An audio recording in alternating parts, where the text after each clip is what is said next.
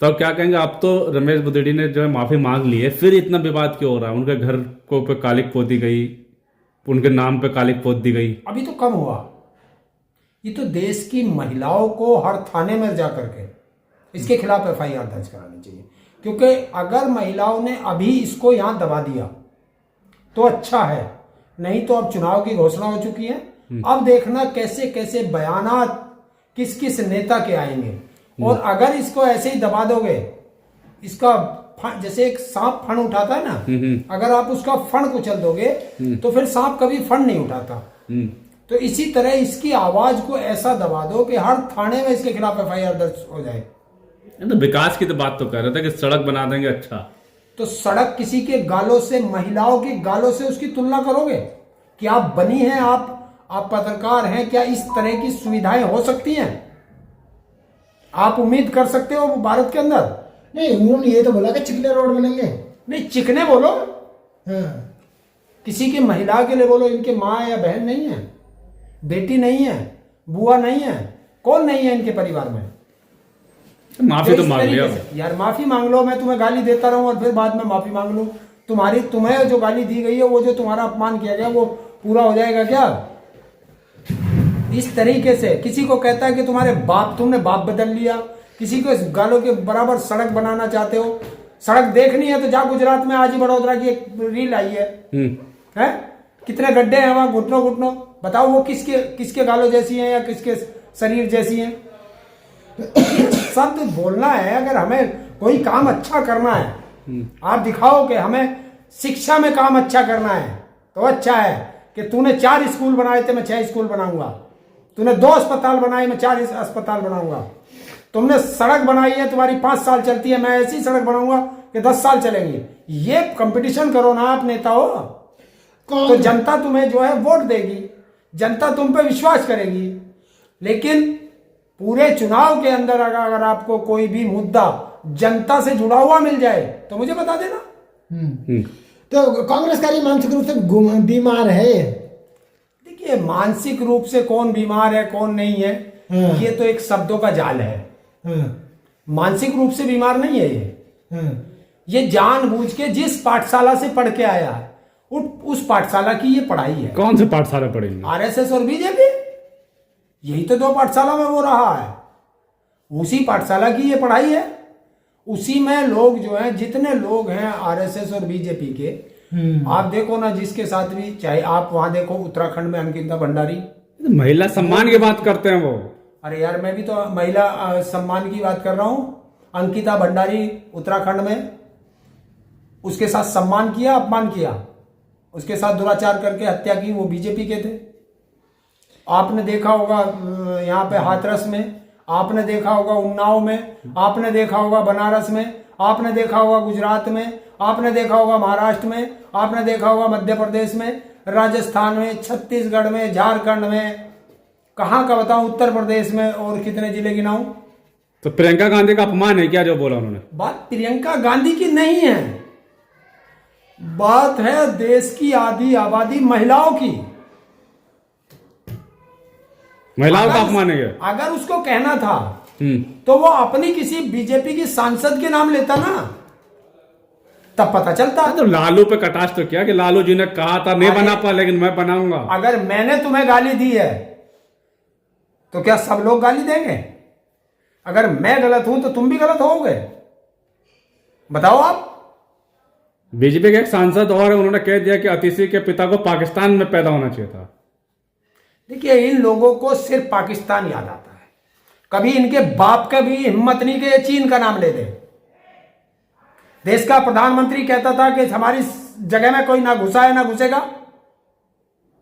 देश का विदेश मंत्री कहता है कि चीन की अर्थव्यवस्था हमसे बड़ी है, हम उससे लड़ नहीं सकते। और अब विदेश मंत्रालय का एक अधिकारी क्या कह रहा है? वो कह रहा है कि हमारी जगह पे 2 गांव बसा चुका है चीन। तो वो 56 इंच का सीना कितने इंच का रह गया होगा, ये और बता दो। क्या देश के मीडिया को ये साफ कह रखा है, प्रतिबंध लगा दिया है उन पे कि चीन पे आप कोई बहस नहीं करोगे, कोई डिबेट नहीं करोगे। पूरे 10 साल, 10.5 साल गुजर गए हैं, संसद में चीन के मुद्दे पर एक बहस हुई हो, नहीं हुई ना। तो दिल्ली में ये जितने भी बीजेपी के सो कॉल्ड नेता हैं, ये जहर उगलने वाले, इनकी हिम्मत नहीं जो एक बार भी तुम्हें कह दें कि तुम्हें पाकिस्तान नहीं चीन भेज देंगे। लेकिन अच्छा, कंगना रनावत नहीं बोल रही है महिला, वो भी तो महिला है। अरे बीजेपी में कितनी महिलाएं हैं, वे कहां हैं आज? तो इससे साफ जाहिर होता है कि उनका चाल चरित्र चेहरा कैसा है। तो रमेश बुदड़ी कैसे हैं? जहरीले हैं क्या? नहीं, ये बदतमीज नेता है। जो इस तरह की भाषा करेगा वो बदतमीज है। देखिए, राजनीति है, राजनीति में हमारी और आपकी लड़ाई हो सकती है, ये मुद्दों की लड़ाई है ना। मेरी बहस में तूने खोल रखी ना, तुम्हारी बहस में। क्या चाहते हैं तब आप, क्या हो रमेश बुदड़ी के साथ?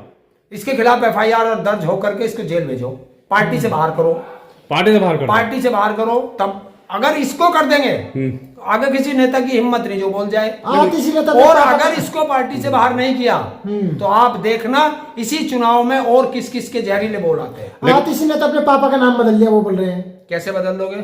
बदल दिया। जब तुम लोगों को जानकारी नहीं है कि जब बेटी की शादी हो जाती है तो वो अपने पति के नाम से जानी जाती है। जो पति का सरनेम होता है वो लगता है या नहीं लगता? जो व्यक्ति इस तरह की भाषा बोलता हो उससे पूछो कि तुम्हारी बुआ जी होंगी क्या, वो भी विदुड़ी, आज भी विदुड़ी लिखती है क्या? इनकी बेटी होगी, शादी होगी या नहीं हुई होगी, क्या वो भी विदुड़ी लिखेगी? अरे जहां उनकी शादी होगी वहां का जो सरनेम होगा वो होगा, तो उसका पिता तो अपने आप ही बदल जाता है। क्योंकि जो पिता जन्म देता है, बेटी के लिए है ये, जो पिता जन्म देता है वो शादी के बाद पिता वही रह जाता है, बेटी चली जाती है ससुराल, और जो सास ससुर होते हैं वो उसके माता पिता बन जाते हैं। पहले मरलेना थी, अब सिंह बन गई। तो जब सिंह में उसकी शादी हो गई होगी तो वो सिंह बन गई। और ये तो मेरा अपना अधिकार है कि मैं अपना नाम क्या रखूं। तुम कौन होते हो मुझे मेरे नाम से रोकने वाले? लेकिन आपने उसका जिक्र नहीं करा। मैं सिंह रखूं या कुमार रखूं या कुछ भी रखूं? वो तो ये कह रहे हैं हमें ओखला जैसे चमकाया ऐसे चमका देंगे कालका जी को। तो ओखला में क्या चमकाया है तुमने? सड़कें चमकाई है, देखी है तुमने? गए हो? अगर जाकर देखनी है तो जाओ, ओखला इंडस्ट्रियल एरिया में चले जाओ, तुम्हें सड़कें मिल जाएंगी। देख लो जाकर के, पत्रकार हो, जनता को बता रहे हैं वो। अरे तुम तो पत्रकार हो, हाथ कंगन को हारसी क्या, पढ़े लिखे को फारसी क्या, जाकर के देखो। प्रधानमंत्री और अगर काम इतना अच्छा करता तो टिकट क्यों ना मिला था लोकसभा का? पूरा आप लोगों को लगा, उनके बराबर में एक लेडी खड़ी थी, वो मुस्कुरा रही थी बाकायदा। ये भी बात होती है। तुमने देखा होगा ना, मैं कह नहीं सकता उन शब्दों को क्योंकि फिर महिला का अपमान हो जाएगा। सब तरह की महिलाएं होती हैं। उस महिला को तो डूब के मर जाना चाहिए था, वरना तभी चप्पल निकलती दबा दब लगनी शुरू हो जानी चाहिए थी कि महिला का अपमान कैसे कर रहे हो आप। मतलब विधोड़ी पे चप्पल बजनी चाहिए। तो विधोड़ी कौन सा इस देश का प्राइम मिनिस्टर है जो नहीं मार सकते? अगर इस देश का प्राइम मिनिस्टर भी गलत बोलेगा तो वो भी पीटेगा। गलत बोलने के लिए तुम्हें प्राइम मिनिस्टर या मंत्री या विधायक थोड़ा ही बनाया हमने कि तुम हमें गलत बोलोगे। ये विचारधारा की लड़ाई है, महिलाओं से तो कौन सी दुश्मनी है लोगों को? ये बताएंगे भाई, ये लोग बताएंगे। देखिए, मैं अगर मोदी जी ने भी कोई खंडन नहीं किया अभी तक। कैसे कर देंगे जब उन्होंने तो पाल रखे। देखिए, जिस व्यक्ति ने जैसा कुत्ता पाला होगा वो मालिक का तो उस पर हाथ रहता है। ऐसे ही बोलते हैं लोग। मतलब विधोड़ी जी का मोदी जी का हाथ है। और किसका हाथ है? कौन बचा रहा है विधोड़ी को? क्यों नहीं पार्टी से बाहर किया गया? देखिए, अगर किसी का बेटा कोई गलत होगा और वो कहीं गलत काम करके आ रहा है और उसका बाप उसको नहीं डांटता तो समझ लो बाप किससे है, बाप उसको पाल रहा है।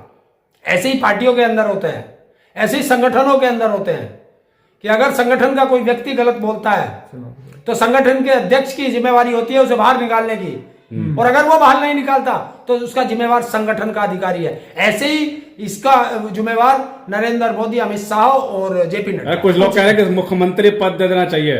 किसे? घोषणा कर दीजिए मुख्यमंत्री चेहरा। कर दो, इनकी तो काम है। आप जो इनके इसके जहरीले बोले उन्हें सबको आज ही मंत्री घोषित कर दो। विकास से क्यों डर लगता है आपको? क्या विकास ही तो करना चाह रहे हैं। विकास के मुद्दे पर बात करो ना। 10 साल में तुमने, अरे 25 साल हो गए नरेंद्र मोदी को, 24-25 साल हो गए। नरेंद्र मोदी का एक काम बताओ जो इंटरनेशनल मॉडल तैयार किया गया हो, बताओ कोई काम।